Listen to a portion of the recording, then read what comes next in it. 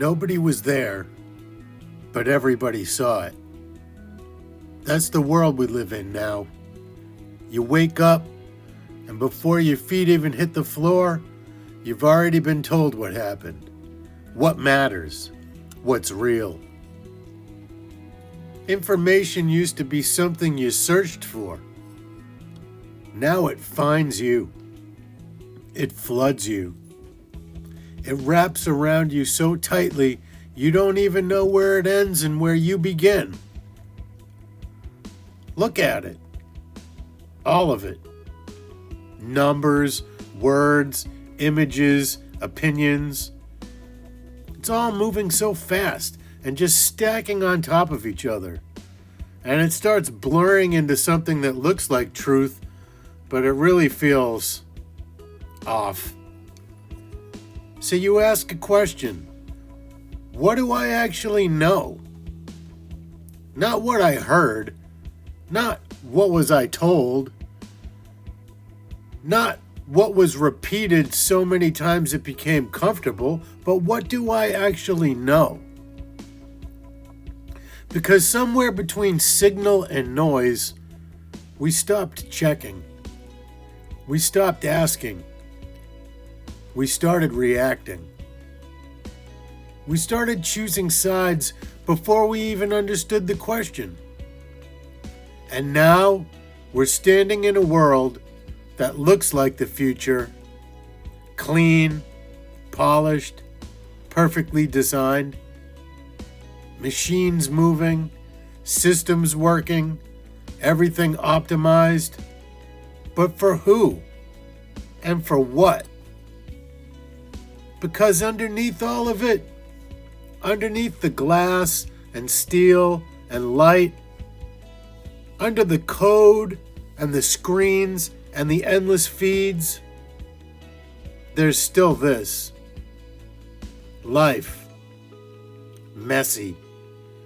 Unpredictable and organic. Cells dividing, energy moving, a system that doesn't need permission to exist.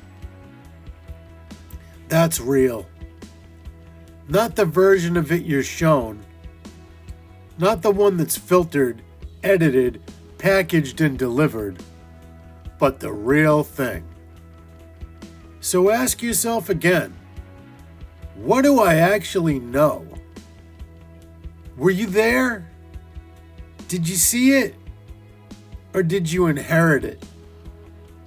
Because there's a difference, a big one. And somewhere along the line, we stopped caring about that difference. We traded understanding for certainty. We traded curiosity for comfort. And now, everything feels solid until you look a little closer. Until you slow it down.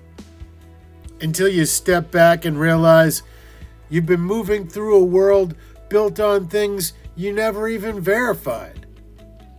Not because you're stupid, not because you don't care, but because it was easier. It's easier to accept the version you're given than to sit in the uncertainty of not knowing. But that's where the truth lives.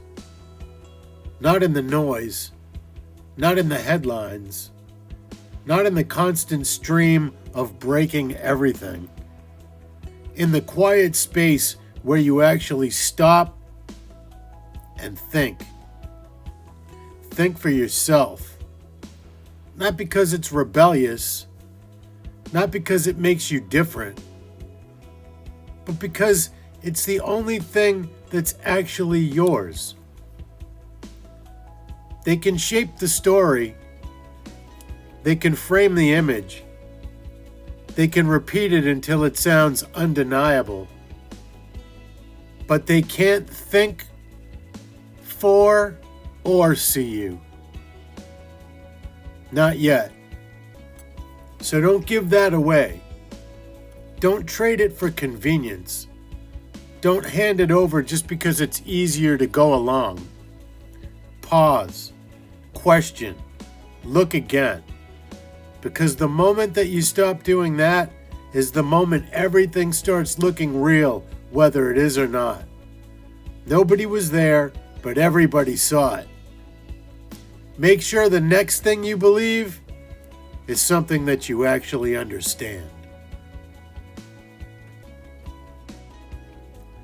And maybe that's the point. Maybe it's not about figuring everything out. Maybe it's not about proving what's real or exposing what isn't. Maybe it's simpler than that. Maybe it's about not handing your mind over so easily. Because the world is going to keep moving. Faster, louder, more convincing. The images will get better. The stories will get tighter. The lines between what is and what looks like it is will keep getting thinner. And you won't be able to stop that. None of us can.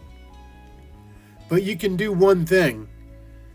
You can stop right here in the middle of all of it and ask yourself, just for a second, what do I actually know?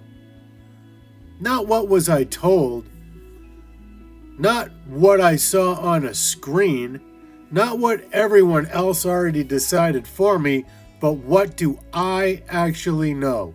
Because that question, that one question, that's where you come back.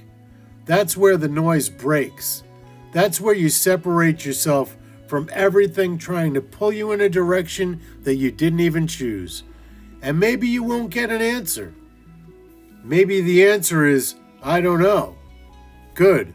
Hold on to that. Because at least I don't know is honest.